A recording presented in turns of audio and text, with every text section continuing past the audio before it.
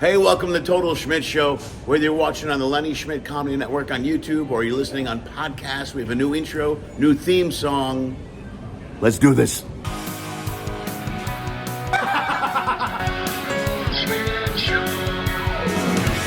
Hey, it's Tuesday, Total Schmidt Show. We're back. I apologize. It's been several weeks we've been off because of the release of Fire Sign. My new special, which by the way you can still see, all the information on the screen right now. Check it out, go there, look at it. We're back today with my friend Tony Esposito. So there's good news, there's two good news things. One, Total Schmidt Show is back this week, and number two, I'm in my happy place today. I'm in Ensenada, Mexico, hanging out. Oop, get across the street, going back to the ship. So if you watched the show before, do me a favor, give it a thumbs up, like the video, subscribe to the video. Those things help me out a ton. They cost you nothing. I'm heading back to the ship now. Today's show is my good friend Tony Esposito. We ended up working together by mistake. It was kind of weird, long story. I wasn't supposed to be there, and then I showed up, and there was a problem, and I ended up doing a bunch of shows. Anyway, so that's the deal. But I got to work with Tony. So I finally get to have on the show Tony Esposito, comic, been around forever, good friend to everyone's. No, I'm good. No gracias, guys. No gracias. Everybody's trying to buy me. Everybody's trying to get me to buy shit. I get it back to the ship. Anyway, sit back and enjoy my conversation with Tony Esposito as we get back to finish up the second season of Total Schmidt Show. I'm gonna be honest with you. I didn't have a lot of luck with the ladies in high school, so I had to what's the word I'm looking for here?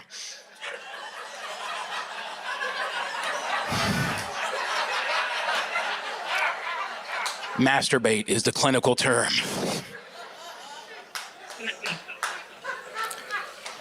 Yes, sir, right here in the front. You masturbate, sir? Right here? Not right here, but you know what I'm talking about, yeah. Here with us, yeah, here with a beautiful lady and still tell you. A lot of guys aren't that confident. Every show I've ever done that joke at, there's always one guy in the audience going, I don't jerk off. I don't have to. I don't have to, I just really like to. I like it. It's lonely on the road. I travel for a living, man. Why do you think they put that little bottle of lotion in every hotel room in America? That is not for ladies. Y'all bring your own fancy stuff. That is old unscented man lotion. That's what that is. And stay away from that scented lotion, fellas. Stay away from the scented lotion. It'll play tricks on your mind. You walk outside, smell a rose bush, get an erection for no reason at all. Oh, is that cucumber melon? All right, yeah. Woo. As far as the line goes, but I like to talk about, some of the scheduling stuff we went through this week, and the stuff that went up and down. But I really like to talk about what goes into your, I'm a geek when it comes to stand up. Mm-hmm. You know what I mean? So stuff about where you came from, what you think about when you're on stage. Every once in a while, I talk about, like I did in the first show the other night. That I was in my head the whole show thinking, I'm like, I gotta drop this, and I can't do this, and I can't do that, all during the whole 45-minute show. Oh yeah, you can get up there and be an autopilot and be thinking about 100 different fucking things. Yeah, rolling through your show. Yeah, and it bothers me because I like to work the crowd. So if I'm doing that, it's taking me out of the crowd. Sure. So then it affects my reaction time to the people that are in the audience, and then if they say something, it catches me off guard, and then that looks bad because I like to be quick on top of it. So if they get it, but then if they get one up on me, I always give them the victory. I'm not one of those. Yeah, of course. When I started out, I used to be important that I was in charge of the room and I attacked anyone that said stuff. Now, if I screw up, I'm like, yeah, you're right. It was my bad. Do you curse in your podcast or no? Should we not? Yeah, we can curse. That's fine. I've only got like 20 viewers. No one cares. We'll see if it blows up. What I'll do is the podcast itself, I'll just leave it natural. This will go up on YouTube and then also go up in pod form. All right. And when I take short clips from it sometimes and advertise it on the YouTube, and that I'll bleep out the swear words just for the shorts. Yeah. But for the regulars, I don't like to restrict anybody for anything. Yeah, and I don't have to curse, but guys are different. Like I had Schubert on here, and I'm like, there's no way I'm going to keep him. Yeah. And he immediately, in 3 minutes, I'm like, well, I got it. There's no way you can edit any of this. You know what I mean? Yeah. So he was, he was. So, but dude, it's kind of a weird lucky thing that we ended up being stuck together. No shit. You know what I mean? Like, I've been lucky with, the 8-day sucked with the nobody being here and it being that charter cruise, but Michelle was on. The singer I told you about. She's fun Yeah. to hang out with. And Ryan was on, and so at least I had some. Yeah, I met Ryan on here when I've been on here. I don't know throughout most of the year. Mm-hmm. Usually I see him. I was going to have him on the pod, which just hasn't worked out yet. But he keeps leaving and coming back here. So Yeah, he's done here now. He's doing a gig in Clifton Hill, like Niagara. okay. Oh, good for him. Yeah, he's got a land-based gig there for a couple of months, and then he says he takes like 5 months off, and then does like 6 months out. God, I wish I could do that. Yeah, I wish I could afford to do that. Yeah, that's what I'm saying, dude. I wish I would. As it is now, I have like 2 weeks open. And I go, I could feel something in that 2 week gap right there. I ideally would like to get myself in a position at some time or another where I can do 1 week a month. That'd be ideal. That'd be pretty cool. Yeah. That'd be cool. Right now, I would do 3. I'd like to do 3 on, 2 off. You know what I mean? Because I still like to go out and I like to work. I got to be honest with you. I'm reaching a point where I'm really sick of the travel. Like It's rough, man. Having that break was nice, but Yeah. It's not so bad for me because, with the exception of when I get like one of these European cruises or one of these it's I live in Charlotte. It's an American hub. Most of the ships leave out. It's one flight for me, like Right. 9 times out of 10. So That's good.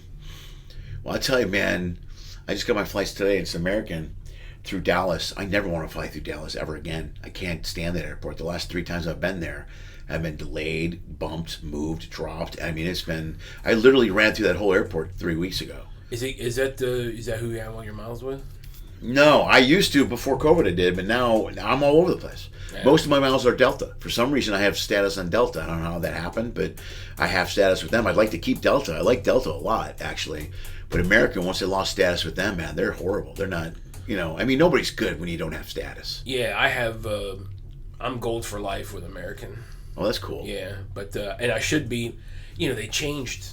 They fuck everybody now. They take away all this other stuff, but I should be platinum with them. But Well, they just changed it again, too, though. They changed the structure of the miles thing just earlier this year, right? There's a whole new way. It's a 3-layer bullshit thing. You know what I mean? You got to spend X amount of real dollars and then fake dollars and then travel miles. And you used to be able to get it when I got it so fast because living in Florida, catching all these ships in the Caribbean, I lived in Jacksonville for a long time. So it'd be like I'd have to go Jacksonville, Miami, wherever, Jacksonville, Miami, Right. where. So you used to be able to get it on legs, and I would get it on legs easy because I would always have to take 2 or 3 flights. Right. And then I was working a shit ton then. So Well, that's how I got it the first time, too, coming from L.A. Because I always went through Dallas or I went through, what's the other one I go through a lot? Houston? Dallas or Houston, one of those two. But normally Dallas because that's a hub for American. yeah, Houston if you're like on Continental or Yeah. But I'll go through Dallas a ton. And that's how I was platinum for a few years with American. I was close to exec platinum one. I had exec platinum for like 2. I had it for 3 years, and I only got it the 3rd year because I could see that I was going to be a 4 legs short, and I just booked a flight. Like it was something stupid. Like, right on at the end of the year or whatever, right before the deadline. Yeah, it was like to Philly, Cincinnati, Chicago, back to Orlando. Yeah. I stayed in the hotel, and it was worth it. It was like I think out of pocket was like $400, but you always get it. Dude, you know where it really saves you is flying standby. That's where I like it the more. That's where I think I get the most money out of that. Because you get standby. Dude, because how many times we get off this week's a good example. Yeah. I'm going to get off the ship at 7 a.m. My flight's not till 5. Or it's earlier. It's like 1 o'clock or 2 o'clock. But I can get over there and catch a 9 or a 10 a.m. flight. Yeah, we don't have to get off till 9. Right. So. Well, I probably won't this time because I got a 1 o'clock flight. You know what I mean? And I think I'm just going to fly. And then I get home at a decent time, too. I'll be home at like 6 p.m. Friday night, LA time. Yeah, my flight leaves here at it's like 2:45, and I land at like 5 o'clock. That's great. 4 o'clock, something like that. Yeah, that's good. That's why I like flying east to west because then I save a day. You know what I mean? Yeah, Usually save an hour. Yeah. Yeah, but I can't. I'm really at the point now where I can't stand this. I can't stand the travel. Dude, it's funny. More now than ever, the shows I love. There's nothing about being on stage I don't like. I love all of it. But it's all the other stuff. Like the other night, the last minutes, moved to a cabin. Oh, I have a show in 45 minutes. I'm like, I have 2 shows, and now I got to rearrange my night, and I kind of have a mindset I try to go through, prepare for the show, and that's part of the ship gig. I mean, shit stuff happens, and you gotta adjust, but it's a little much sometimes. That's why, ideally, if I can make my own schedule, I like to 2 weeks on, 2 weeks off, which is what I used to do at Carnival. But at least if I'm out here for, it's nice to get 3 weeks under my belt and only have to fly twice. Right. Yeah. So. Yeah. No, I liked it in a row too. Like Steve was just telling me they got in with Virgin. They're working with Virgin now. The cruise line. Cruise line, yeah. And I wanted to get in with them. I thought they were going to switch to stand up because they were doing different entertainment. But I have a theory with all these lines, they're all going to end up doing stand up because it's easy overhead wise. It's easy overhead wise, and it's the production shows, call a comedian. It doesn't take anything. No, look what happened this week. Yeah. The production show's down. They can throw any. We can go up there and do 2-3 different hour-long shows. And I think that's kind of why. I don't know this officially, but I think that's why they keep us on here. That's exactly why they keep us on here for the whole week. Yeah, it's exactly why, because there's constant rescheduling. Mm-hmm. And then it's not even just a shift thing. What if there's a storm or we get deviated, and then they have a C day? Now they need a matinee. It's I just don't ever remember, like with Carnival, your schedule was usually set in stone, and something had to happen for them to move your show around or to move, Right. Like it seems to happen a lot out here.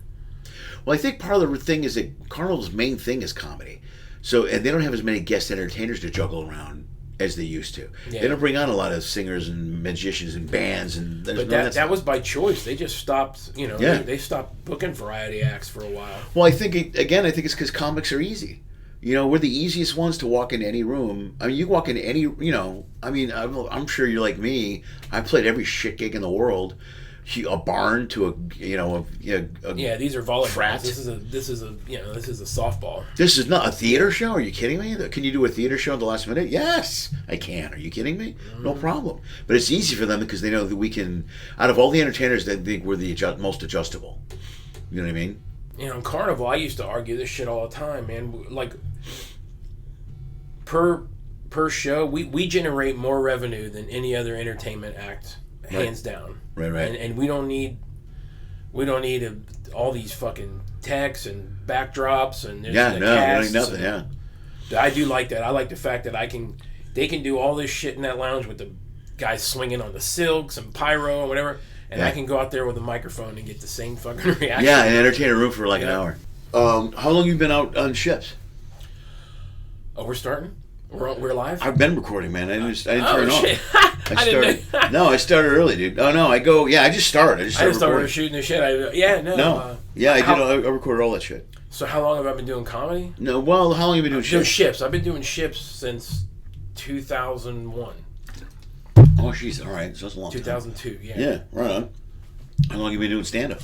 Stand-up? I got into ships really early. I started stand-up in, 99. Wow, yeah, you got into ships right away. That's sweet, dude. But when I started in ships, we didn't have to do all these shows. When I started, it was you had 30-minute clean, 30-minute dirty, and I stepped on it, but I really made my bones out here. I was only a hardcore road comic for about 3 years, 2.5 years. Oh, jeez, okay. So, and I got lucky. I had friends that worked at Carnival. I had entertained at Carnival for years, and the Zunigas, the juggling family, and right. That's great, dude. Yeah, they got me in, and I once I realized, oh gosh, these they pay for things. They give you, pay for your flights. There's no, Yeah, why would I do a triple gig? Yeah. I don't need to do any of that. They pay you. Yeah, right. They fly you out. You're on a ship. You're going to ports. Feed you. Yeah, free food all day. No, the overhead's great for traveling. And it's only got better. Like when I first started, technology stunk. There was no internet on the ship. Dude, that had to blow, man. Not being able to call somebody and get in a hole. We would have to go to they had a computer lab in the mess, and not in the mess, in the crew bar. And there'd always be a line of people out there. They had 10 desktop computers, and you'd go in there and you'd have to pay per minute, but you could, so my wife at the time, I'd have to say, okay, look, we got to meet online at Tuesday at 9:00, and then she'd have to be online. I'd have to be online. I'd get in there. It was just dirt, slow as hell. There was, when I started out, they had this deal, I think it was a phone card or something that you used to be able to do. So I remember them doing that. That's back when the crew bars were still taking cash. And so I'm on shifts maybe 10, 12, 11, 12 years, somewhere around there. Yeah, I remember when they used to they smoked in the crew bar, and that was miserable. Yeah, I remember that. Well, I talked to Happy about some of the shit they were doing back in the old days. I mean, they were, smoking joints down at I-95 and fucking, I mean, Hap's the reason we're all here. He's the first, man. He was the first fly-on comedian. Yeah, Fly's comic, Yeah, him and then followed by Lewis Nixon. Right.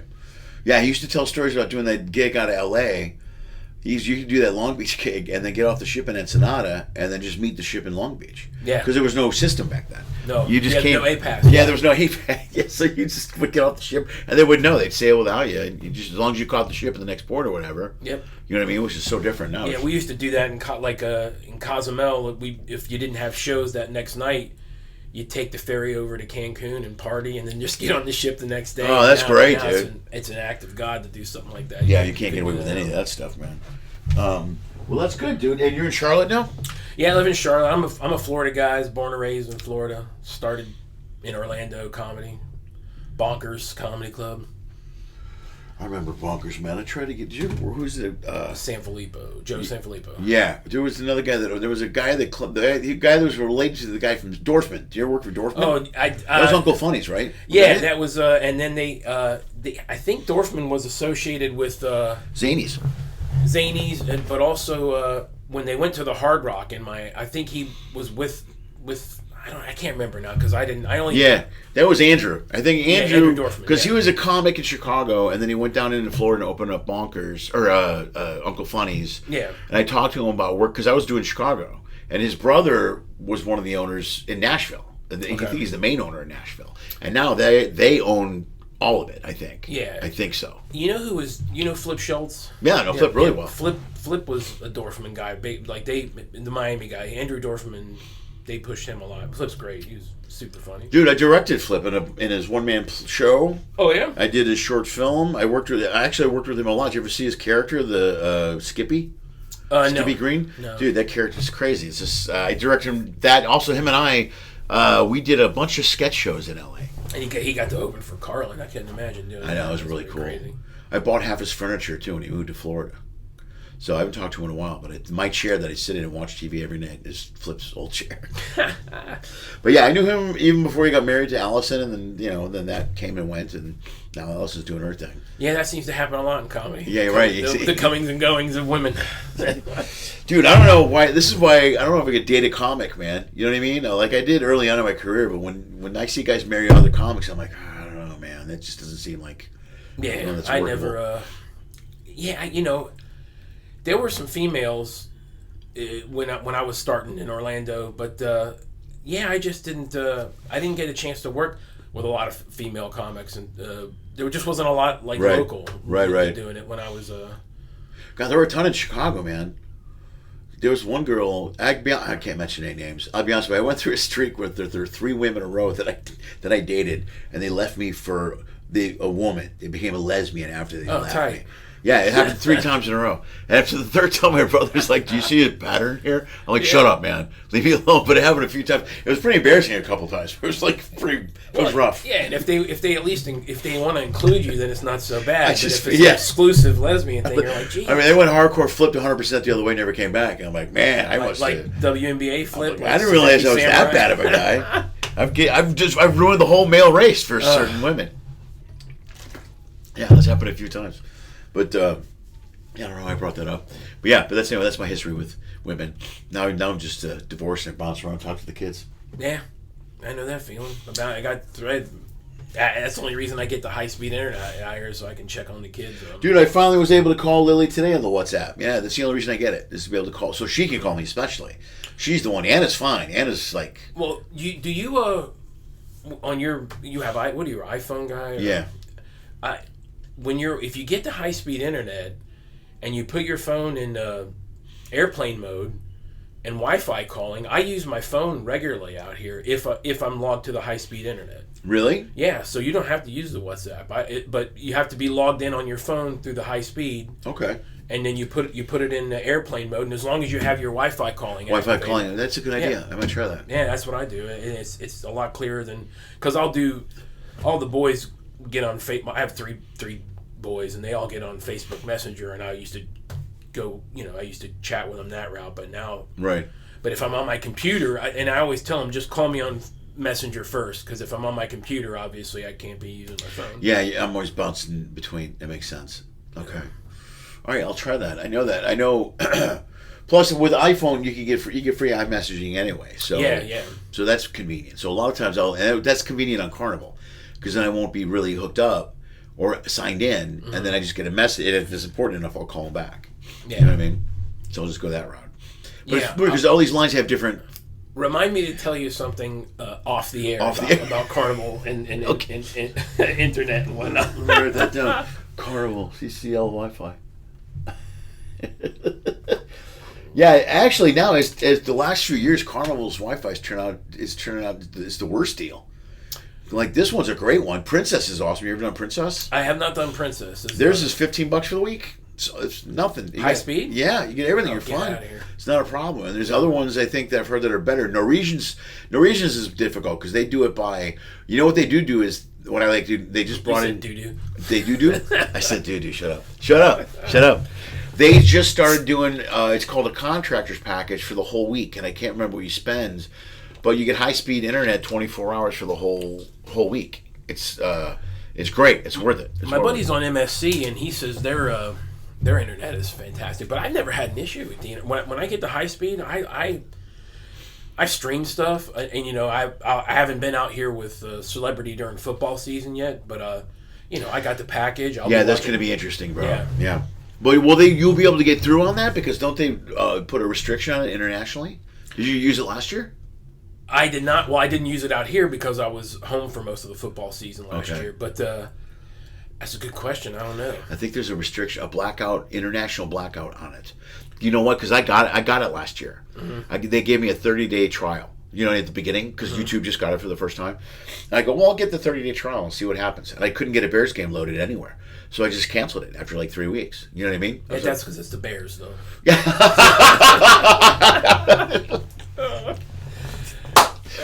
Agreed. Yeah. Agreed. 100%. Miami's in the same boat. Yeah. Well, you guys are way better than. But what I do have is I don't know if you do this. I do the NFL.com and I do NFL Plus. Which is if you do NFL Plus, you can get the game. I will get the radio feed of the game. Oh, okay, yeah, I can do that. And you get a replay of the game. So if the game's over, you can watch it later that night or the next day on your app. I have Sirius XM, so I can always listen to the games. Okay. Yeah. So. Okay, that's cool. Well, the NFL because the NFL Plus was cheap. It was like $5 a month. Now I used to be able, and I don't know again, but. Netflix used to when I had YouTube TV, right? And I could watch YouTube. Certain things I could watch out here live, and then certain things they would block, right? And then I started getting blocked all the time, and I just downloaded a free VPN and put it on. It's worked fine for me now. Yeah. They may use an extra level of security when it comes to the NFL. I've got I need to update my VPN stuff. I do it. You know what? I've got one I pay a yearly fee for, and I just haven't been using it. I turned it off because you can't. It's hard to access your bank accounts sometimes. Yeah, a lot of things will block you. Like right. And again, we can't use them out here anyway. But I like I'm big into fantasy sports. Like I love FanDuel and all that stuff. And you block it all out. If you use a VPN, you can't. I'm going to try that when I get. I'll be home for. It's a good time for this. September. I'll be home for a couple of days, and I'll upload my VPN and try and get it to work. And I don't know if you've ever noticed this. If you try to go to let's say you're on the Crew internet right now. Yeah. If you tried to download a VPN on the Crew internet. Yeah. They block all VPN sites. Oh, really? So you can't even go to Nord or Hotspot Shield or whatever VPN you're using. They will block all those sites. They don't block porn, but they'll block that. On the Crew package or on the Crew Wi-Fi. Oh yeah. Like on this. Well, I don't know about Carnival, but out here on Celebrity, like if you try, you're on the high speed internet right now. Yeah. If you went to NordVPN, it wouldn't let you get on the. There's a firewall. Yeah, dude, it's always every line changes and all these systems change. You know, like I used to do torrents. I used to be really into torrents. Oh, years ago. yeah. And I used to do the thing where I download stuff and put up my VPN and get a bunch of stuff and carry shows with me and the exchange shows with other people. You know, I still got a hard drive full of movies. Yeah, I used to travel with a hard drive. Yeah, and you'd swap and or back then, what was it that I was watching? Was it Game of Thrones or something that was on that I was doing touring off of? But now I just do the streaming, and I do most of my stuff through Prime, and then I get Max and CBS and whatever through Prime. But with this package, I can stream all that. You know what I mean? There's a site you need to get hip to, and I'll tell you what, because I was a big, like, for me, and they've been doing it for years, but when Netflix allowed you to download stuff and then bring it on the ship, or bring it wherever, but that was great. I logged on to Netflix here the other day, and I got a message that popped up on my, and I'm a Android PC guy, but I got a message that popped up and said, we're doing all kinds of upgrades to Windows and this and that, and it's going to be great, but you're not going to be able to download. If I can't download shows and bring them out here with Netflix, then I will get rid of it. Why have it? Well, that's what, and I do. Well, I download. Prime has the same thing. Mm-hmm. Most of my stuff, I have a ton of movies on here from Prime I downloaded, and then there's a series I'm watching, Tin Star. I've got 3 seasons of that on here, and some stuff you can download some stuff you can't. Also, you need to download it when you're home because you can't download it from here, right? But now I have downloaded some shows out here. Oh, have you? But it's a little bit longer. Yeah. And the problem is sometimes if the internet goes bad, it's like wonky. Like it'll stop right in the middle, and you're like, oh shit, and you're halfway through a movie and you can't watch the rest of it. But there's a site I was going to tell you about. This will be free advertising for them. But I'll send you an invite to it. But there's a site called MovieBox Pro. Okay.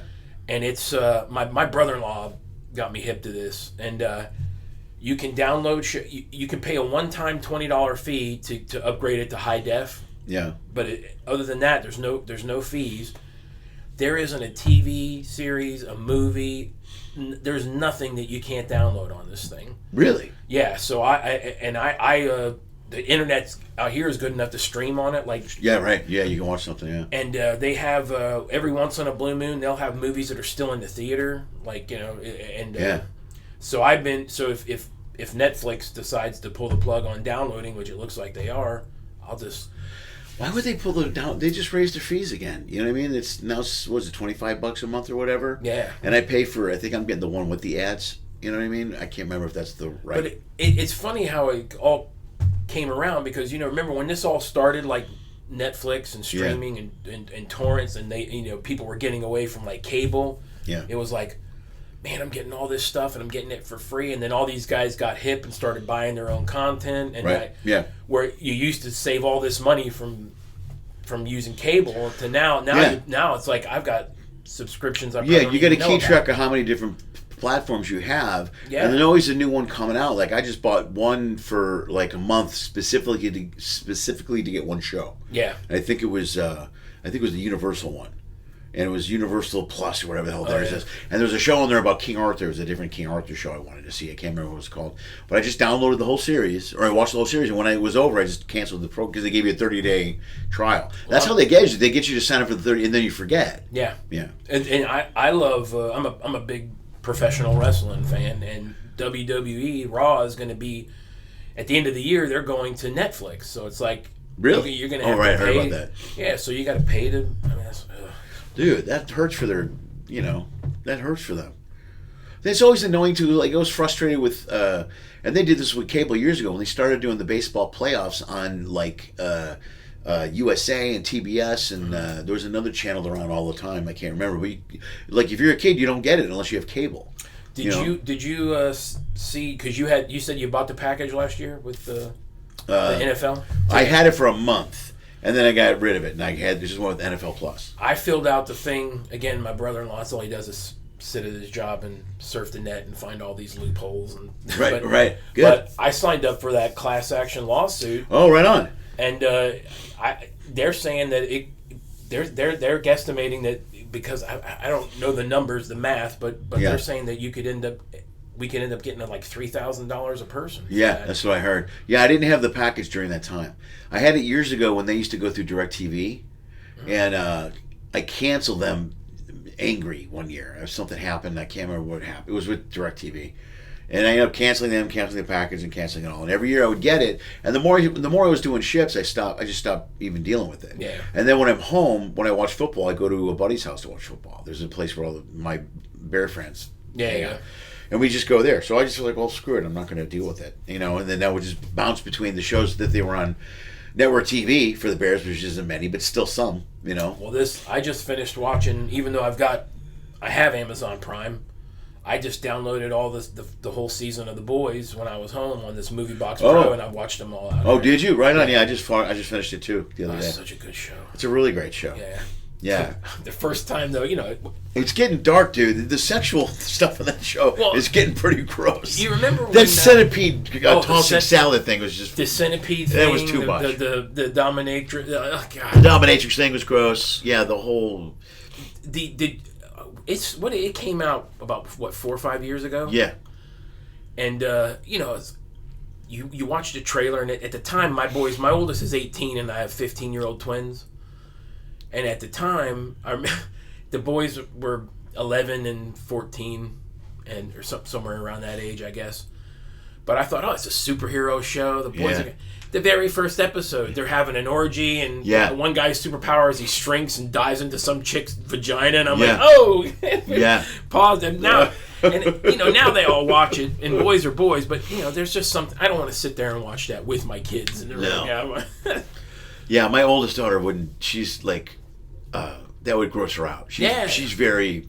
I don't think so. That's just not her thing. The youngest would watch it, Lily, I think. But Anna would be like, this is not the right show for me. And that's what I'm sure it's even worse with girls. But I just didn't expect my kids to not think I was uncool so early. I thought maybe later on, like 12, 13, I'd pull up to school. I'd have the radio cranked. Oh, Dad, just drop us off here. I'm like, but you could drive. Like they didn't even want me to take them up to the front, man. No, but I'm a ball buster, and they probably are like, they don't want to. Dude, my daughter used to give me a big speech. She used to do a get out, and I would lower the window down and go, "I love you." And as they were walking to school, I'd say stuff.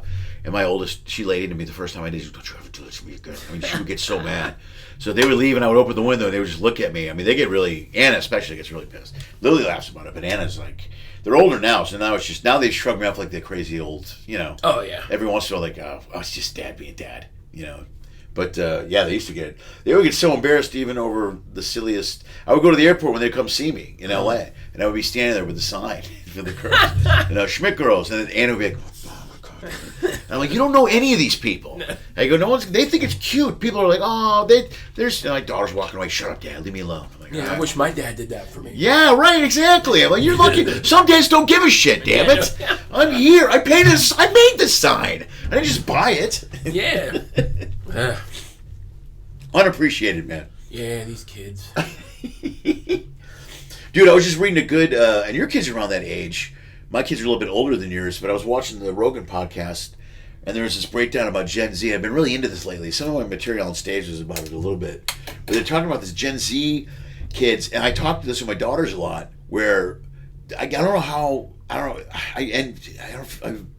your kids are teenagers, and I could never go back there and do that again. And because nowadays raising kids is so difficult. This Gen Z, the thing I saw on Rogan's show was about, and it was true. He goes, there's our kids that are from the Gen Z generation, and they're smarter, they're quicker, they're more intelligent than we were.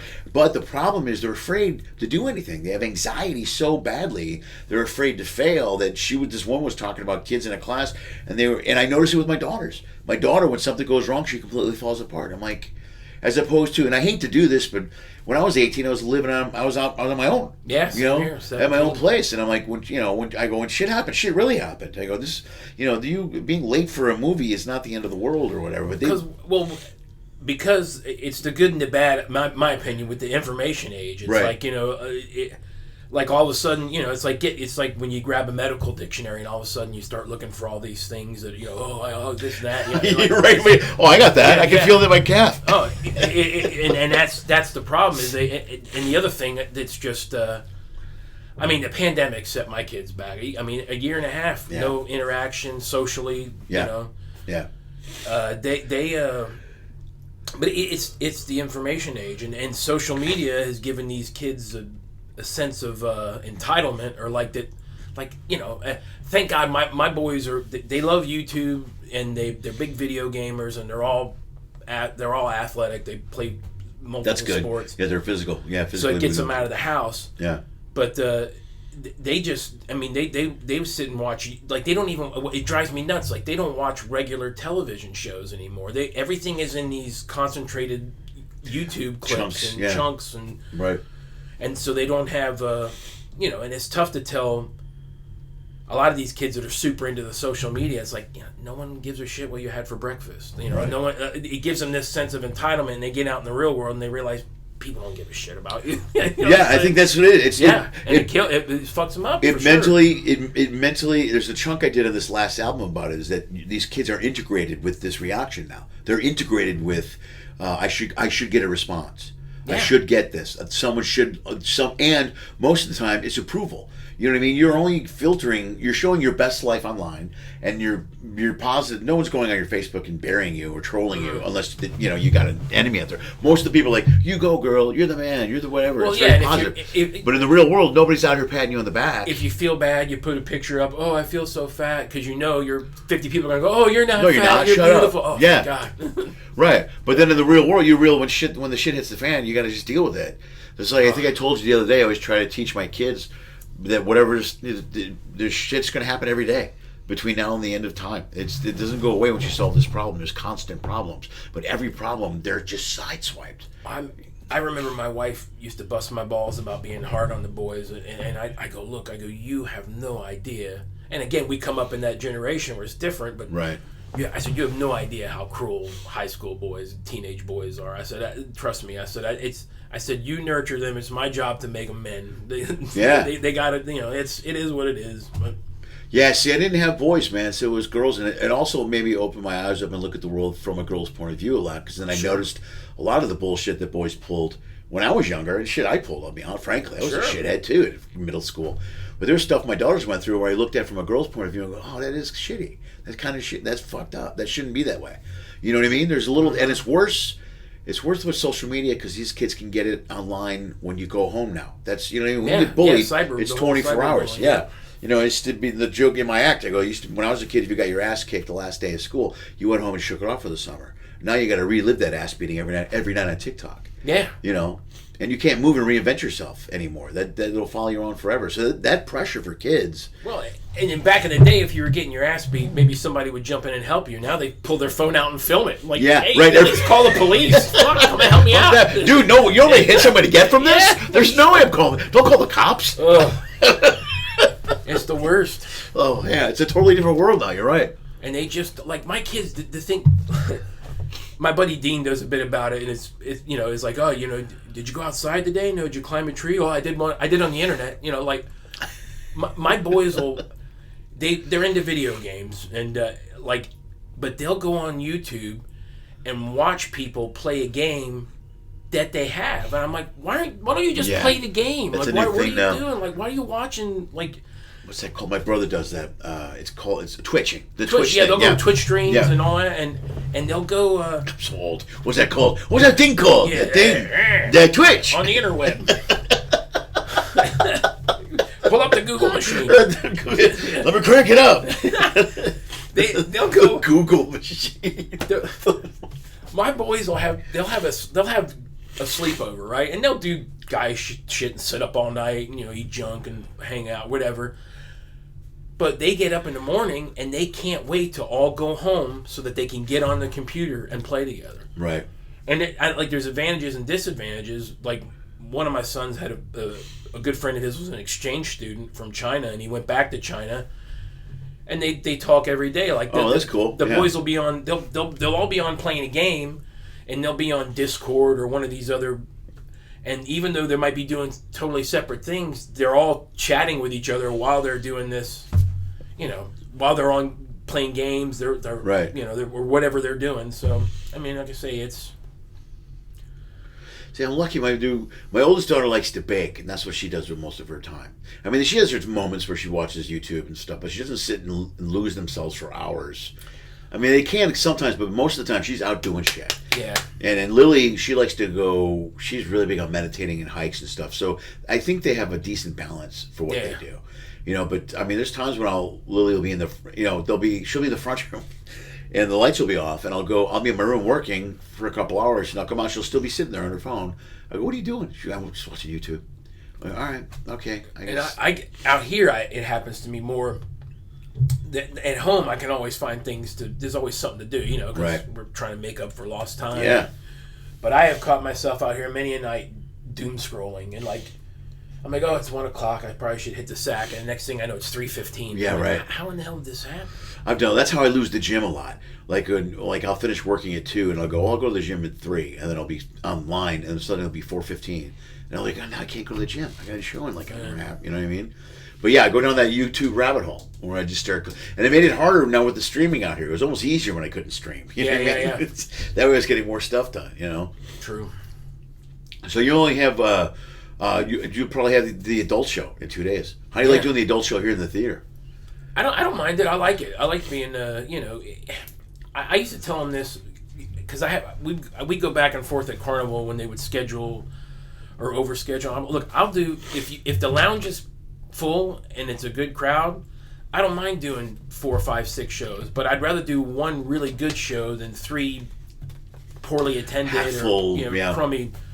So I don't mind being in the theater, and it's not that bad. This every theater is a little different, but you know I don't do as much crowd work as you do, but I still like to see the people in the front row or two because I do talk to them, you know. But I mean, there is the intimacies of a comedy club, but I do miss.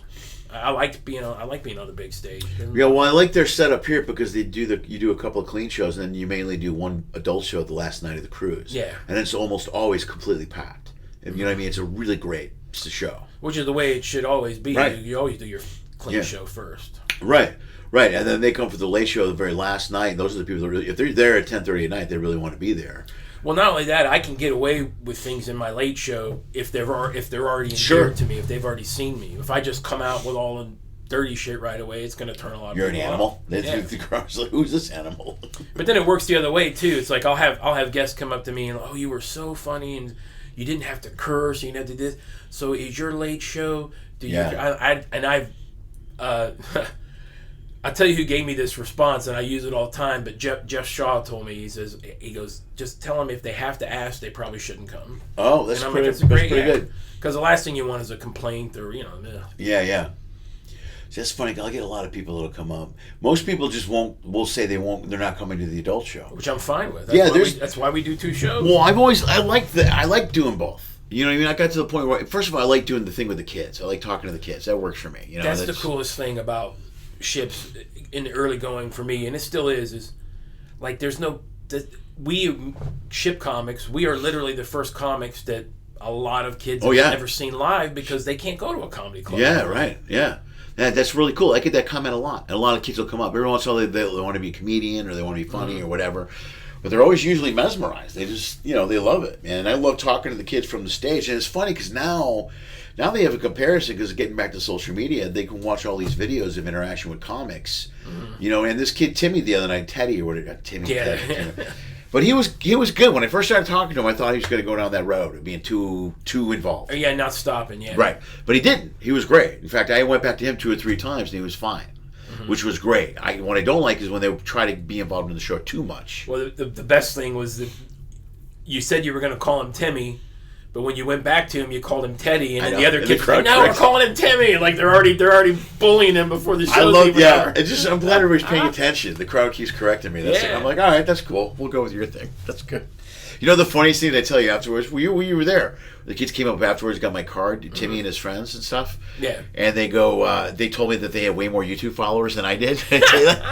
He goes, "What's wrong with your YouTube?" I go, "What do you mean?" He goes, "Dude, I got like 3 million followers." I'm like, how do you do that? And how like, and again, I never, because I got into ships so early, I admittedly, I've been very lazy. I don't have the social media presence that a comic should have this day and age. But I know that I'm not a star chaser. I'm gonna be on ships till I'm done doing comedy. And I'm fine with that. Right. So my social media presence is not what it should be. And I'll have people ask, where can I? And I'm like, I got a couple of clips on YouTube or whatever, but I've always been. I've just been lazy about it. I never really got into it. See, I used to be like that before COVID, and then when COVID happened, I realized because I didn't plan well financially that I got to find a plan B, because at the time I was like, I'll just do shifts for the next 12 years and I'm done. And I'll do that. But then when COVID happened, I go, oh God, even that could be gone. I go, well, so I try to monetize my YouTube. You have no idea how much work I put into my social media. You probably have an idea, but I spent all day today editing videos. I updated my website, updated my YouTube, uploaded 2 pages, did a podcast. And I only have like a little over 1,000 followers on YouTube, 5,000 on Facebook. I mean, it grows, and people keep telling me, people I know that are successful, I think, will just keep putting stuff out. What I'm trying to do is monetize the back end so that I'm making enough money from it. Well, you have all this stuff banked too, and if you try to keep a lot of what you do evergreen, you can release it whenever, Right. Yeah, so. Well, a lot of the stuff too I put on the YouTube, I do this thing called Jokes on the Water, where I tape all my shows, but it's all crowd stuff. It's all crowd stuff. There's 125 videos. I put up I tape every show. I didn't do them here, really, because I can't find a good camera setup yet for here. But I do it on Carnival, I do it on Norwegian, and some of the Princess gigs. And I'll tape it, I'll watch the show, and I go, I can use that. And I'll take a minute clip, 2-minute clip, whatever, and I'll put that up. And that way I'm not burning material online, and they're seeing the crowd stuff. And then people see it from the show, they go, oh God, I was at that cruise ship, or I was at that line. Well, you know how they'll on here, like when you watch the entertainment channel where the cruise director's telling you all what's happening, they'll put clips of us up there that they've obviously. Is there any way you could feed into that? Or I think there could be. Man. I would have to ask them. I haven't asked them yet on Celebrity. I haven't asked them because I learned to do it with my cameras and do it myself, so I have control of it. You know what I mean? God, I remember my first CD, taking a mini disc player and to the sound guy and going, can you plug this in the board and record it, and tracking it and the whole 9 yards. I'm like, ugh. But yeah, anyway, I'm trying to, but it's a tremendous amount of work to tape and upload, and I'm putting up 4 videos on YouTube a week and maybe 4 on my social and then my website. And I wish I would have taped myself a lot more than I did. Even like I said, in a lot of ways, the ships, they made me lazy. Because I just said, this is a lot easier. I felt that I exactly felt that way. In fact, right before COVID happened, not even a month before, I was having a conversation with someone, and I had said, I go, my job is bulletproof. I go, these ships keep coming out. I go, they're always going to need comics. That was before COVID. So before COVID, I was all set to just, this is it. I wasn't auditioning anymore. I wasn't doing any of that. I go, I'll just do the ships. I'll just bounce around. But moving forward, they're still building more and more ships. Oh yeah, and everybody's adding comedy to their stuff now. More people are adding adult shows. A lot of that stuff is happening. What's happening is this crowd's getting younger, so to speak. Like a cruise ship crowd 20 years ago, they were growing up in the 50s. They were, now these guys have grown up in the 70s and the 80s. It's a whole different crowd out here. And that's the one thing I do like about, because I worked exclusively for Carnival for 22 years, 20 something, just about 20 years, a little over 20 years. And, when I started with Carnival, I was 27. Yeah. And, they have a younger, they have a younger clientele. It's a different clientele. Then you get out here and the crowds are a little older and a little more affluent. But now that I'm 50 with kids, like, these people are in my wheelhouse. They are, yeah. They're exactly the people you were hitting back then. Yeah. So they love it. And I can still work the younger, rowdier crowd, but this is because I'm a storyteller. I don't do like a lot of jokes. Right. And so I like to, my whole thing is and in my family show I do it's a lot of self-deprecation, like laugh at me then laugh with me. Right. Yeah. No, it's perfect. Yeah. But I like telling stories, and I like and I like to draw parallels. Like, to me, the thing that makes you memorable as a comic is if somebody comes up and, my wife did that same thing, or my kids do that, and like, so and there's something to be, and again, there's, variety is the spice of life. There's all kinds of different ways to do shows. There are guys that do characters and guys that just, fire out joke, and there's a place for all of it, But for me, it's I never get into divisive. Me, comedy is always, I do it like I want comedy. I like comedy to be an escape. I like it, Yeah. you know, to be a, you know, I don't need. And again, there's a place for the Lewis Blacks and Dennis Millers and all these guys, but it's just not my type of comedy. Dude, my brother and I were just talking about this. I told you my brother is a comic. He did a set in Long Beach the other night. And he is a very opinionated comic. He talks about stuff, politics and polarization and what's going on. And I'm not. I'm more like you. I'm more like the escape. It's the association. That's what turned me on to comedy when I was younger. So I could watch comedy. Louis Anderson and Louis Anderson, Sam Kinison, and Carl LeBeau were the first three guys that hit me really hard. God, CD, and I love Louis too, man.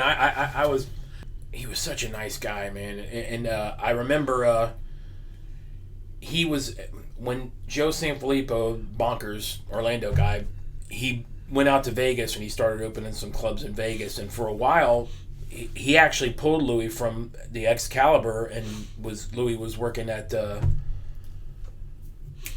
Palace Station. Okay. And so that's where I first got to meet him. And then he asked me to, if I'd be interested in teaching some of the comedy courses that him and Kyle Kreese were doing. You know, they used to do those comedy schools. God, they used to make a ton of money doing that. Yeah. And I would literally be the only comic there that wasn't semi-famous or like that people knew. Like, it'd be me and like Alonzo Bowden and Kathy Griffin or like Brad Ertz, just people like that, you know, were. And my whole gimmick was I was just like, look, you can make a living at this and not be famous. So you can make a healthy living. You know, and I'm like, you know, I don't know that they particularly liked. A lot of times, you know, it was like a 4-day class, and the students would come in and they would go from. They'd break up into groups and we'd all do our little talks or whatever. And I was just, and a lot of people, I go, look, if you took this class thinking that somebody's going to make you funny, you wasted your money. I can, and my whole thing was treat yourself like a business, you know, like, you know, just the stuff that all the old school guys know, you know, don't shit on a waitress because you come back there next month and she's running the club. Like that kind of, just, you know. But you could, you know, and a lot of guys don't think that. They think if you're not famous, then you can't make a living doing this. Yeah, it's not true. Well, that's it. Well, Carl hit me. That's how Carl hit me. Was when I saw Sam, he was doing pickups at the Comedy Store for his second album, and Carl went up and fucking destroyed. I'd never seen him before, and I'm like, how does everybody not know who this guy is? I've never not seen him destroy. No, he always insane. Yeah, he was the number one. I became friends with him after that, and every time I saw him, dude. I've never seen anyone work a crowd better than Carl LeBeau. No one. I saw him one night, late night in Zanies in Chicago, do the most. It was only like there were less than 20 people there, and he destroyed. He stood him up. There was one guy drunk out of his mind. Oh yeah. But he turned it around, and it was unbelievable to watch. And kind, like one of those guys in that era when I was coming up, you know. And when I started comedy, I was on the end of the golden, you know, the sitcom, you know, the Carolines and improv, and it was just comedy was, and then all of a sudden comedy started popping up in every hotel and every lobby. It was getting saturated. But some of these headliners were so bitter, and they'd see these young comics coming up, and they're like, you know, back in the day when you could work clubs and make 6 figures a year. Oh yeah, right. And now they're all struggling, and some of them were just so bitter, and they hated young comics. I mean, I don't want to name names, but we all have 10 or 15 stories about headliners that shit on us or treat. But Carl was always super, super nice. Yeah. Always nurtured guys. He was always supportive. Like, you know, I remember. And it's like, how do I develop? I'd be on a stage, and I'd be killing it, and the headliner would be in the wings pointing at his watch, like, get off the stage. I'm like, oh, Jesus, man. Well, it was back at that time, too, where I kind of came up. I think I've been doing this a little bit longer than you, but I came up right at the end of the boom when the headliners were making $5,000 a week, and just an average headliner was making $5,000 a week. Yeah.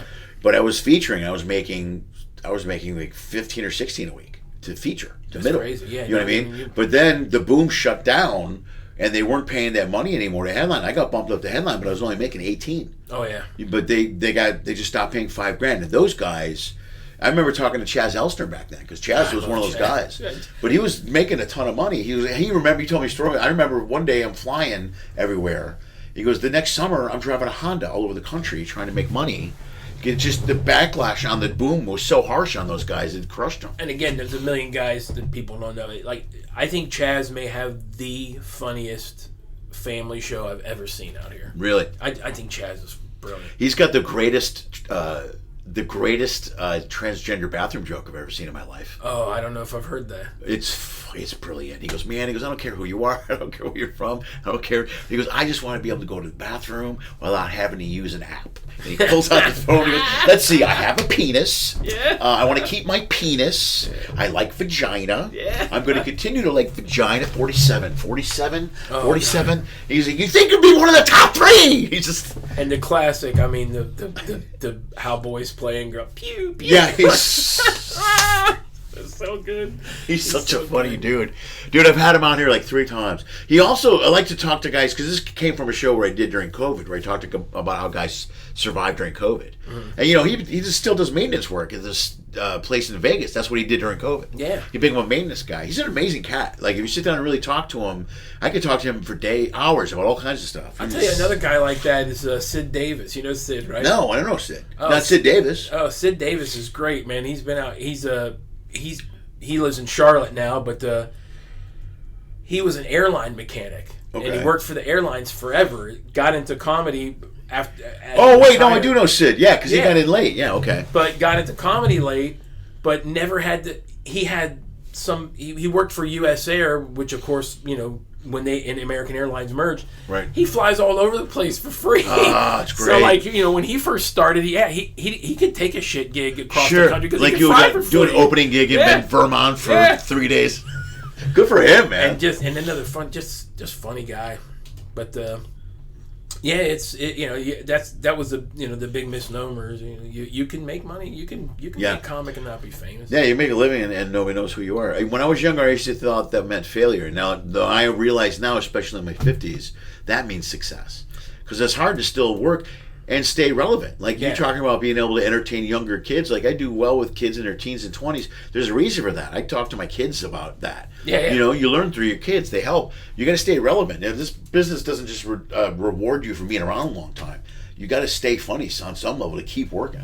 Yeah, Carl. Who'd you say? You said Carl and who else? Carl LeBeau, Louis Anderson, Louis and Sam Kinison. Sam Kinison, those 3. And that's if nobody knows the story about CD and Sam Kinison, God, what a sad, but and again, just another testament to how great one person CD was. It was insane. Yeah, because he was holding Sam when he died. There was the story behind the accident, but the story before the kid, it's really messed up. Yeah, a lot of people don't know. He held him while he died. Yeah, it was messed up. But I can't believe he's stuck around after that. You know, well, I mean, yeah, the Outlaws of comedy, man. I used to watch when I was a kid. I grew up in the Tampa Bay area, Sarasota. Yeah.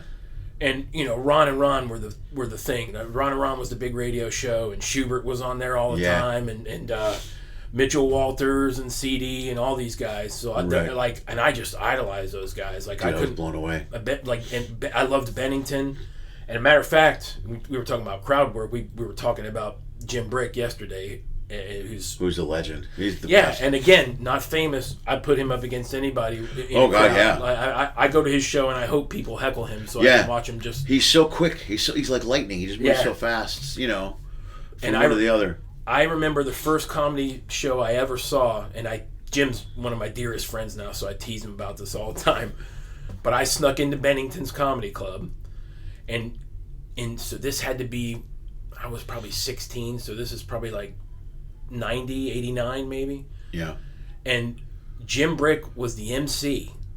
Wow. And I didn't realize it till years later when we became friends and met on ships. Right. Jim Brick was the MC. Yeah. Jim Brewer was the feature, and Tom Rhodes was the headliner. Wow. Right on. At that time I had no idea what a show I was watching. These are 3 badasses. Yeah, right. And then on the first legal comedy show I ever went to was McCurdy's, because I grew up in Sarasota. Right. And they used to have the club out by the airport, and I was 18, and my best friend and his dad took us to the show, and it was Larry Miller, and it was right when he had written the 5 stages of drunkenness, Yeah. like his most famous. Yeah, bit. right. And again, I'm sitting there and you're like, you don't realize what you're seeing until you know. Yeah, that is brilliant. Oh, so good. Dude, his sister cruises. She saw me on a Norwegian cruise. Oh yeah. His sister came up and said something to me one day.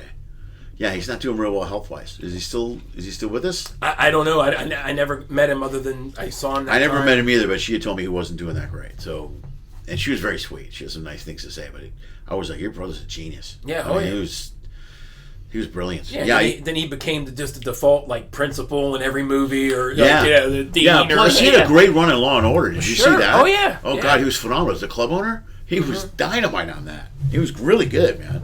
Yeah, because there was multiple episodes. He got away with it one time, and they called him the second time or whatever. And yeah, that's powerful. When I saw Carl open for Sam that one night at the Comedy Store, and then I started doing comedy a few weeks later, and I used to do a gig in Trancas in Malibu, and Sam lived right by there, so him and the Outlaws would come in to work out. I never met Sam there, but that's where I met Carl and I met Jimmy. And not 2 months after I started doing stand up, and I saw those guys, I was getting high with Jimmy and Carl back behind that place. That's awesome. And dude, I thought this was the greatest moment of my life. I've been doing stand up. I go, I can't believe I'm getting high with Carl LeBeau. This is the best. And Jimmy had really long hair back then, and I mean, it was a great moment. I'll never forget it. And then you'd see Carl there all the time, but I never met Sam there. But I could sit there and watch Carl, man, for hours. You ever watch? Did you know Mitchell back then? Mitchell Walters? I didn't know Mitchell. I met him years later in my adult life in L.A., but I never knew him back then. And I knew Carl.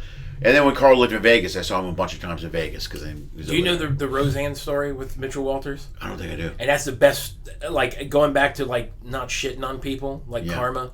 Yeah.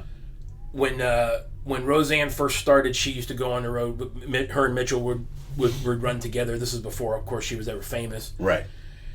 And anybody that knows Mitchell, and I hate not to speak ill, but, like, first time you mention Mitchell Walters' name, well, how much money does he owe you? Because the guy was just a brilliant comic mind, but just couldn't get out of his own way. Right. And had every vice under the sun. And he was brilliant comic though. He actually, first time I met him, he helped me tune up a few of my bits. I was like really, and again, I was infatuated with all those outlaw guys. I love those dudes. But he's touring with Roseanne. I say touring, they're not famous. They're working little comedy clubs here and there.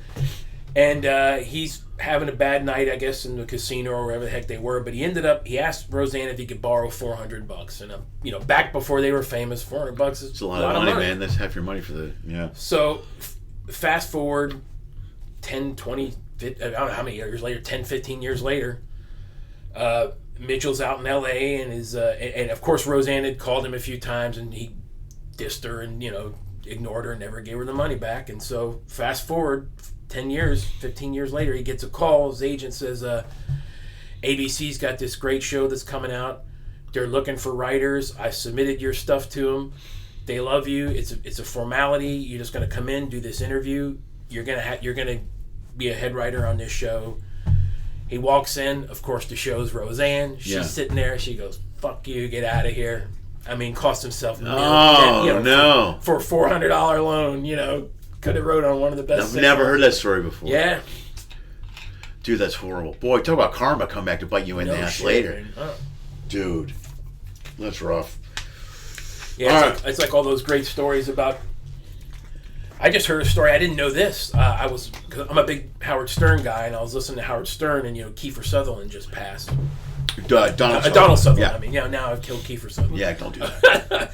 But Stern played an old interview he had with him, and he got a lot of work.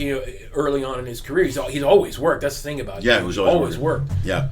And when he did Animal House, he read the script and he said he thought it was horrible. He goes, "This is absolute garbage. I'm not doing this movie." And he's like, "No." His agent begged him, and they wanted him for the role, and they thought he'd be perfect. It was a small role, right? But so he ends up doing the role, and the reason they said, "Look, we'll give you $30,000 or 2% of the gross," and he took the $30,000. Oh no! Why wouldn't you take the $30,000? But even when the movie came out, he said, he goes, "I was embarrassed that I was in the movie. He goes, I thought it was garbage," and of course it ends up being a cult classic. Look back in hindsight. Well, that's an old Gene Stapleton story. Did you hear that story? No. From All in the Family? Oh yeah. Okay, I know Gene Stapleton. All right, this is when This is right before syndication was a big deal. Yeah. And they offered everyone syndication in the long run or X amount of dollars, and she took the money. She took like $50,000 or whatever it was, and then that show airs to this day. You know what I mean? That was before the old 100-episode syndication thing completely blew up, and that's where you make all your money in those sitcoms. Well, nothing is worse than the Chuck Wepner story. Who? Chuck Wepner. You know who that is? No, I don't know that story. Okay, he's a boxer, and he's the guy that influenced. He's the guy that Rocky made Rocky after. It was based on this Chuck. And what happened is when Ali beat Foreman, even though he beat him, he was pretty banged up, and back then they fought. It wasn't like now where they fight once every 2 fucking years. These guys fought like 2-3 times a year. Yeah. So they said, we need to find a tomato can. We can't. Ali's still banged up from this fight. And right. So they go to Philly, and this guy is a local Philly boxer, boxes in armories and stuff, and they offer him a big purse, and they go, hey, we're gonna have Ali come here and fight you. And then Wepner was one of the only, I think it was the second fighter at the time to ever knock Ali down. He knocked him down. Yeah. And Ali beat the shit out of him, but he went the distance. Right. And which is exactly what happens in the first Rocky. Right.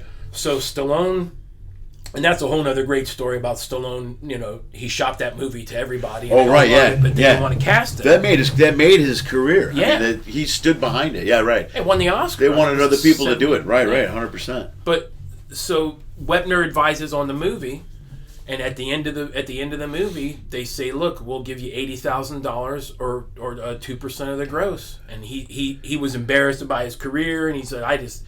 Back then, because when did Rocky come out? Like 76? Yeah, the $80,000's a lot of money back then. Yeah, and he took the money. $80,000. He would have had 2% of every fucking Rocky that was ever made. Yeah, right. I couldn't. I'd take that $80,000 and go buy a bunch of drugs and call it a night. Yeah, right.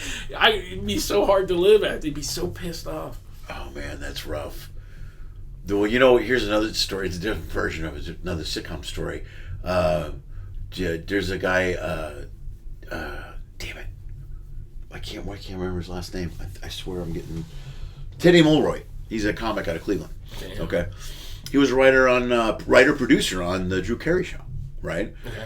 And he was with him for the whole run. And the last negotiation they went into, they wanted X amount of money, and they sold him on the fact that, well, if you take less money now, you're gonna make a ton of money in syndication because this show's gonna air forever, syndication wise. So if I was you, I would count on that. So that was a big part of the bargaining chip.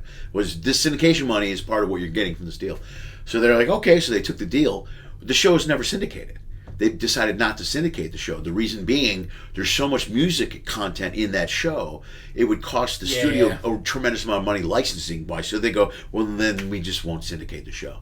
And Terry's like, what that was my payday, was the fucking kickback. Yeah, it sucks. Damn yeah. if you do, damn but then if they, what are you going to do? You don't know in the hindsight when you look at it in the back, or moving forward. And I don't know if they knew it at the time, but maybe they did, maybe they didn't. When we were chatting at dinner the other night about Billy Gardell and all the guys that lived in the building with John McDonald. Yeah. What's his face? He was the bartender on Drew Oh, Carey. Tim. Tim. Yeah, Tim O'Rourke was there too. Yeah, Tim lived Tim in that O'Rourke. building. Yeah. And who passed away a few years ago. Yeah, God, he was, and again, it's super kind guy. I met him out on ships. Yeah. And then, he's like, oh, and I'm like, Billy and Matt, and all. We knew all these things. You lived in the building with him. I had no idea. Yeah, well, he knew, well, that's because Terry, we all hang out. I watch football at Rick Messina's place. You know who Rick is? I've never been. I had a chance to go to a Rick Messina softball game. Yeah. And wiffle ball game. A wiffle ball game. Yeah, and yeah. I didn't. I missed out on it. One of my best friends was with them for a long time in L.A. Yeah, we don't play with wiffle ball anymore. We're all too old for of wiffle course. ball. Everybody there is like 60s, 50s, 70s, But anyway, Terry, back then, Terry was there all the time, and then that's where Tim was there all the time, and that's where that connection was, because Drew, at the time, was under Rick was managing him. Yeah. He told me that he would get phone calls all the time from liquor companies. And they said, look, if you take our bottle, is there any way you can take our bottle and turn it around or make our bottle, show up on TV? And he's like, I can't do it. Right. But I thought that was funny. He said he would get calls all the time from like Jack Daniels or these vodka companies and go, hey, can you feature our bottle or use our bottle? Yeah, they can. No, they run through. They check that out before last looks. Yeah. It's the first thing they check. Plus, because that costs the studio a lot of money. Oh, yeah. Yeah. So Yeah, I forgot all about Tim, man. He was a good dude. he was a really great dude. Yeah, I remember when he canceled. Yeah, I first got sick and he canceled a bunch of work, and he lived near me. I used to see him all the time, man. Yeah, he was a sweet guy. He was just terrible. What happened? to He him? stayed in the hospital for so long. He was in that center for a long time. Good dude, though. No, he was a great dude. All right, man. We'll close on. We're gonna close on a death note. So let's say something cheery before we get out of here. Oh yeah, Let's, what do you want to do? A death note? No, let's not do that. You get your adult. Are you excited? You're gonna do your one adult show in 2 days? Yeah, I mean, you know, I'm hoping they stick me in somewhere else. But if I just end up doing we were talking about that before. It's like, you know, when you have that, you know, I hate being out here and not. If I'm out here, I'll as long as the shows are good. I'll do as many shows you want me to. Yeah, right. I want to be on stage, and yeah. But if I just have that show, I'll get to just cherry pick all my best stuff and and you know, do it. And this being a 5-day, what a difference out here to 5-day as compared to the week. Yeah, yeah. And it's like these guys. I was talking to Benny, who's the what do they call them? She's their ACD or whatever that is here. Yeah. But she's like, oh, the kid count is crazy. We have 150 kids on board, and I'm like, I've been on carnival ships where the kid count is 900, 1,000 kids. Yeah. You know? Well, they just started doing the 3 and 4 days on here earlier this year. That's when I started doing this gig, because they were doing all 7 days for a while. They switched this, so I was on their first couple 3 days, and they were just like, this is crazy. I go, yeah, it's a 3-day, man. This is they don't know. They don't. There is a whole new adjustment, and there were a couple. The first 3 I did was rowdy. You know, they were late, they were drunk, they were obnoxious. Sure. And a lot of them are first-time cruisers, period, and a ton of first-time celebrity because they changed their itinerary. Well, now the one thing that celebrities doing that's cool is you know, they're under the Royal umbrella now, Royal Caribbean, right. And they have, which is smart, and I don't know why Carnival hasn't done this, but now, you know, you get your frequent cruiser miles, and you know, these people that cruise all the time, you know, it's like we have our frequent flyer miles and we want our status. They're sharing status with all their lines now. So that's brilliant. So, which is good, because I think it's going to cause an influx of different types of people taking different cruises. I don't know if Carnival would do that though, because their clientele is so different from Carnival to Princess. You know what I mean? From Carnival to Princess to Holland to Seabourn. Yeah. Oh my God, Seabourn. Yeah, that's a whole different. Yeah, well, the price is different though. No one's going to go from Carnival to Seabourn. I mean, they might, but very few are, because it's so much more expensive. It's a different vibe, a different vacation. But one thing that Carnival does really well is that they do the family thing well, and I've always loved their mission statement, which was all families should be able to afford a good vacation. Yeah, and which is brilliant. And I know it's such a cliche, and people say it all the time. Oh, Carnival's the Walmart of the cruise lines. Well, it's the most popular, it's the most affordable, it's the most accommodating. Sure. And it's not like it was when I started there 20-something years ago. I mean, these XL ships are as nice as any, and as luxurious as any of these other ships that are floating out. No, those XLs, they nailed it with those. I mean, the Vista class was a nice step up. Yeah, Vista was great too. But the XLs are crazy. Those things are... And you could go on that and go high end and hang out and be, you know, and do the seafood restaurant, the nice places and all that stuff. If you want, there's a lot of different things you can do on an XL cruise line, or you could just hang out and party and do the drink package and do the piano bar. I mean, they do a good job layering different departments. You know what I mean? And this run here has been, you know, obviously, you know, you had your snafu of getting on, and not, you know, us. We celebrity would never have 2 comics on, so it was cool that we're. No, this worked out great. I was actually thrilled when I was sitting on the terminal. I was thinking about that. This would be kind of cool if I got stuck on the ship with Tony for a week. Yeah. Because first of all, I haven't worked with you yet on a ship. And the only time I used to joke, the only time I ever saw you was in airports. Yeah. It's like I would wave through the hi. But because of all these chat groups and stuff, it's like you feel like... Yeah, I know who you are. Right, you know, that's hilarious. And me and Brick would joke all the time about, you know, there's secret Facebook pages for all, like, you know, there's a Carnival comedians page and whatever, and that old monkeys page and all that stuff. And I would, you know, Jim is very much like me in that he's kind of a voyeur on social media, but he doesn't post a lot. Right, he's there, but he's not commenting. And we used to always joke that on that Carnival entertainer page, it was like, of all the people that we've never met, you know, I can tell you who I want to work with and who I don't want to work with just by seeing how some of these guys post and stuff. Yeah, it's like a good barometer. After you read enough posts, you're like, I don't think I want to spend a week with this guy. The funniest thing that Brick ever... I started to tell you this last night. The funniest thing he ever said in that room, which killed me, is we both have a very good friend, Will Mafori, who's Right.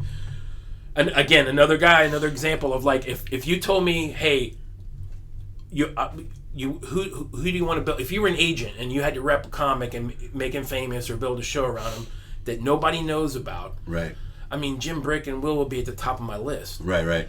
But Will, for people that don't know, has a cerebral palsy, and he's Right. got it just enough to where you know he has it, but he can do, he's functional and he's brilliant. We talked about Sunday. He's one of the smartest guys I know.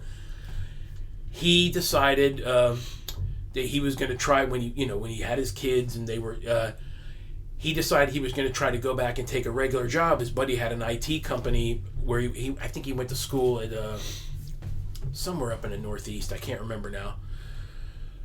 And he put this like kind of farewell post in the Carnival Fly-On page. Hey guys, I'm gonna try this and blah blah blah. And Brick didn't miss a beat. He says he says, well, hey man, if you're not gonna do comedy anymore, can I have your CP bit?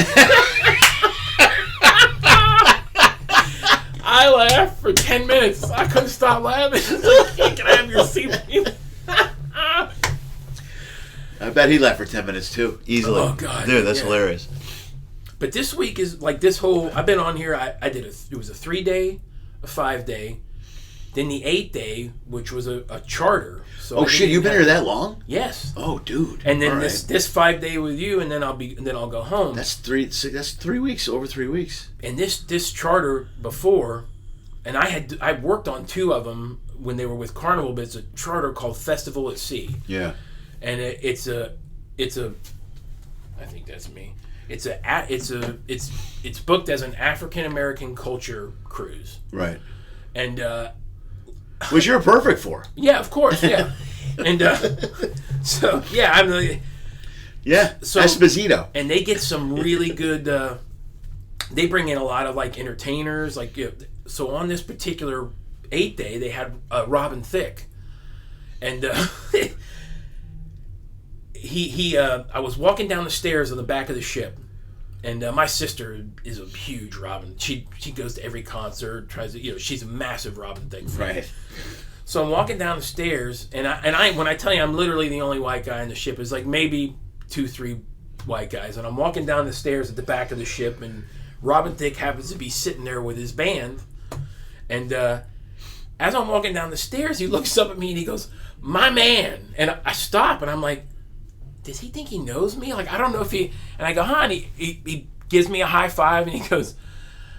At first, I'm a little confused, and I just go, hey, man. I said, I work here on the ship. I'm a comic. And he's like, oh, are you performing? I said, no, I'm not working this cruise for obvious reasons. And he goes, I said, but I'd love to get a photo. And he's like, yeah, get a photo and post it to my Instagram because we're the only 2 white guys on this entire ship, so we have to get a photo together. And but he was cool. So you get to. But I've been out here forever, and I haven't done hardly any. I want to do shows. I've never done any shows. Actually, I forgot about that. So you haven't done it for the last 8 days, and you haven't done it for the first 3 days of this cruise. I did a cruise show. Right. Okay. Yeah, which was That's still a lot of time to be sitting around not doing a show. Yeah, and I would love to tell you, look at all the things I got done, but I haven't done shit. I binge watched The Boys. Yeah, I finished The Boys. Good for you. That's well accomplished, though. For a comic. It's been a slow news week, so.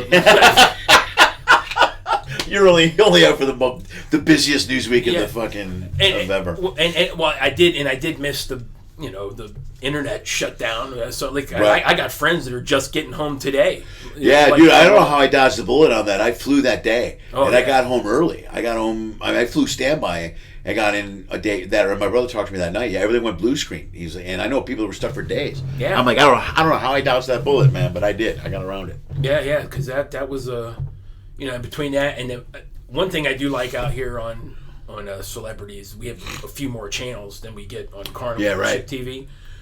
But we get Fox News, and without getting too political, we get Fox News and then CNBC, and it's just I find myself flipping back and forth all the time because it is just amazing how different two people can have. Oh, they can be tastes. talking about the same exact thing. It's insane. And then I always joke about that, and then I go to BBC to get the real story. Yeah, that's how I get my news. Oh yeah, that's it, because I'm watching CNBC, and they're at the RNC, and they're talking to the governor of Ohio, and they're like, this was before Trump named J.D. Vance as his running mate.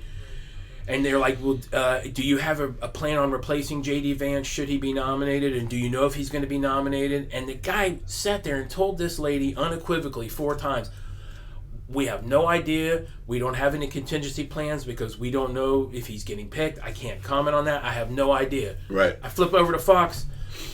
We just confirmed with the governor of Ohio that J.D. Vance is going to be right. And I'm like, no, you didn't. I just watched it. They just said no. So it's like, I had to turn it off. I'm like, this will make you crazy. Right. No, it'll make you insane. But it's so far left and right now. It's insane. The coverage is just... Yeah, it's almost like watching wrestling. It's almost like watching WWE or well, something. Well, also from one week to another, it changes so much. I've been laughing. I can't stop laughing because a week ago... before the debate especially, about a week ago, many people were still saying Biden's sharp as a tack, ready to go. And now it's like, well, it's okay. We can go with Kamala Harris. We're going to be fine, man. Any Democrat runs. And I'm like, well, a week ago you said Biden was your guy. Now, and then the Trump campaign on the other end, their whole thing was, well, he's the old guy and he's losing his mind, and now he's running against a 59-year-old lawyer, and he's the old guy losing his mind. Yeah, that's so high. And it was after he picked his VP candidate, because he would have probably picked a different VP if he'd known it was Kamala Harris going in. Yeah, this whole next 2 months is going to be insane. This is the most wildest election cycle I've ever seen in my entire life. And they make the announcement that she's going to do it, and in 24 hours, $83 million. Yeah. And that reminds me, we brought this up.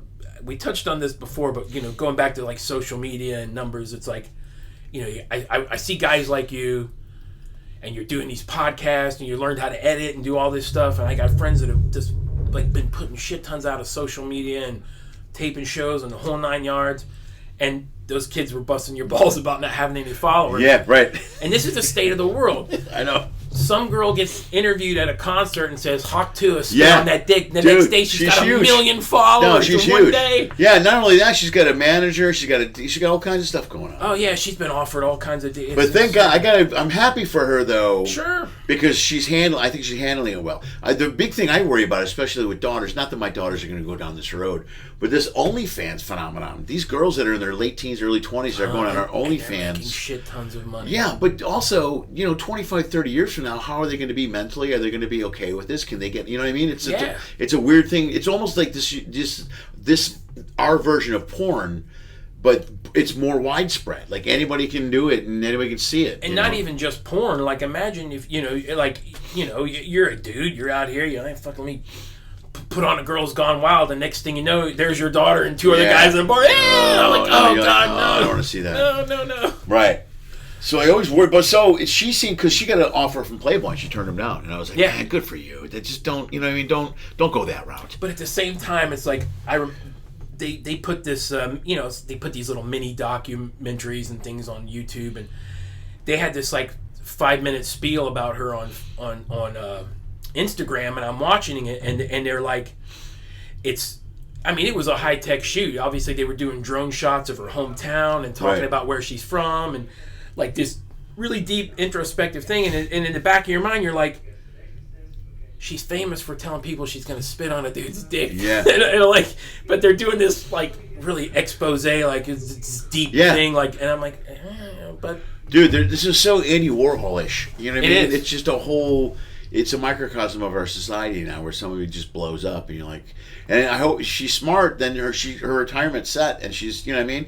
If she wants to be in the business or be popular forever, she can be, or she can make enough money and have money to retire, take care of her family. You know what I mean? It's just a weird dynamic. It's a weird thing, but good for her, man. Yeah, she's making millions. I don't begrudge anybody.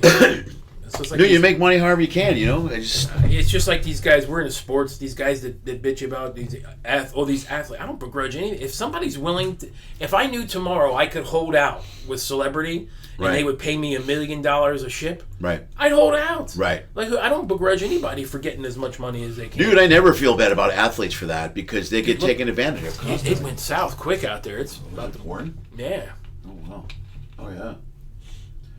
especially football, because they have non-guaranteed contracts, man. Yeah, look at all these guys you got a with the short window CTE of playing. Yeah.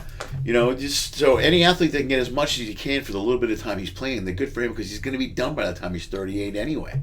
You know what I mean? And now these guys have an option to be out by the time they're 28. These NFL players could play 3 or 4 years. Happens a lot. They make a few, you know, you make enough money, they can get out. Well, not even that now with these NIL.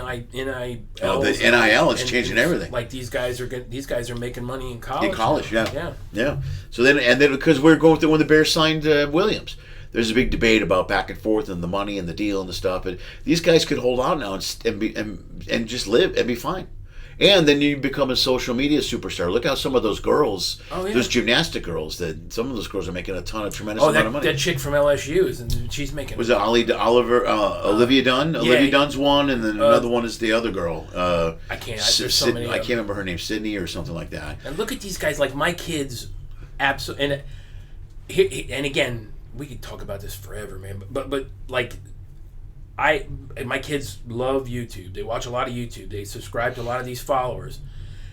This guy, I love this Mr. Beast guy. The guy is insane. Oh yeah, yeah. But the thing I like about him is he does, like they watch a lot of these guys like Danny Duncan and some of these other guys, and they go out and all they do is play pranks on people and fuck with people and ruin people's days. And I tell them, I'm like. At the end of the day, it's like I would love for all my kids to be brain surgeons or whatever, but I just don't want them to be assholes. Yeah. And when I see stuff like that, I'm like, guys, there's no humor in this. You know, these are just people trying to go about their day, and here's some asshole with a video camera torturing everybody or being filthy or being vile or whatever. It's becoming a major issue actually right now. But this Mr. Beast, the stuff he does is insane, and he does so much for charity and does all this, you know. Dude, I watched a few of his videos. They're wild because at the back end, there's always you get money out of it or you do something, but it's a real breakdown of the human psyche and what you want to do and what you believe in. And it's pretty interesting. All this stuff is really wild. He just was in Africa and he did this video about he built 100 houses in 100 days for these people in Central America and he signed a deal with the Amazon Prime. He's going to have a show coming out. That's me, I think. Oh, good for him, man! Because he also did the. He did a thing for the people that were blind or couldn't hear, right? Yeah. He does all kinds of. Dude, that's incredible. I mean, it's pretty cool. And it was funny he got backlash for that. You know? Oh, yeah. You're like, how shallow is your life? So you're going to take a shot of a guy that restored somebody's hearing. Yeah, you know? it's, man, but people... He just did it for likes. They go, what do you care? There's 100 people now that can hear. Yeah, they couldn't hear. Yeah. All right, let's wrap this up, dude. Yeah, Into the camera. Anything you want to plug social media-wise? Plug your handful of pages. I have started trying to get back on social media, so it's a Big Tony Espo, BigTonyESPO on Instagram, Tony Esposito on Facebook. But yeah, just I'm not. And again, I don't post my ship schedule because I bust my friends' balls about posting their ship schedules all the time because I'm like, do you think people are actually booking a cruise to come out and see it? But they do sometimes. I've had it happen. I wish I had something else to promote, but no, I just. Oh shit! Yeah, it's coming down out there. God, that was really pouring. Holy cow! All right. But just look for me on a ship or. I tell you, don't look for me in the gym. I won't be in the gym. So that's where I'm going right now. I'm going to the gym. Dude, Tony, thank you, man. This was great. This was fun, man. Yeah. You're still watching? That's amazing. Nobody does that. Nobody, but you did. That means you want more. Pick one of these clips. Go for it. I dare you. Hey, also, follow one of those social media thingies.